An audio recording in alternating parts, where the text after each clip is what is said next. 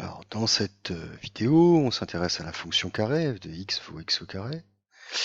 Et dans un repère orthonormé, à C, la courbe représentative de la fonction f, et à T, la tangente à la courbe représentative C au point A d'abscisse 1. Et on nous demande de tracer la courbe C et la tangente T dans un repère orthonormé.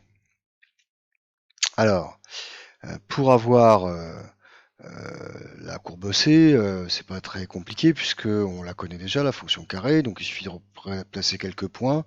Par exemple, ici, j'ai placé les points d'abscisse moins 2, moins 1, 0, 1 et 2.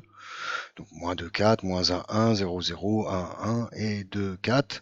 Et je les ai reliés en essayant d'avoir une courbe la plus lisse possible. Enfin, c'est comme ça qu'on fait à la main, parce que évidemment, cette courbe-là a été faite sur un logiciel.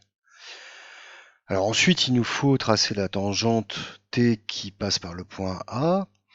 Alors pour ça, on va utiliser de nouveau la formule qui donne l'équation de la tangente, qui est y égale f' de a facteur de x moins a plus f de a.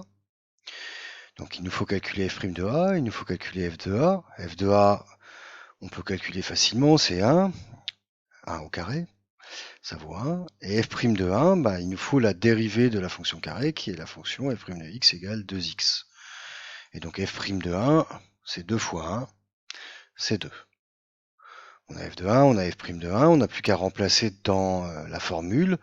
Y vaut f' de 1 qui vaut 2, multiplié par x moins 1, en remplaçant a par 1, plus f de 1 qui vaut 1. On développe le 2x moins 1, on ajoute 1, ça fait 2x moins 2 plus 1, 2x moins 2 plus 1, et moins 2 plus 1, ça fait moins 1.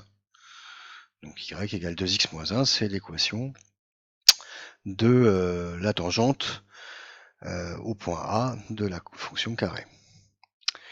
Alors on n'a plus qu'à la représenter, pour ça, plusieurs façons de faire. On peut d'abord placer l'ordonnée à l'origine, le point de coordonnées 0, moins 1. Et puis ensuite utiliser la pente qui vaut 2. Quand j'avance de 1 sur l'axe des abscisses, je monte de 2. On peut aussi choisir deux points de la droite. Alors le point de coordonnées 0, 1, 0, moins 1, bien sûr, et puis le point de coordonnées 1, 1, et puis bien sûr de tracer la droite qui passe par ces deux points.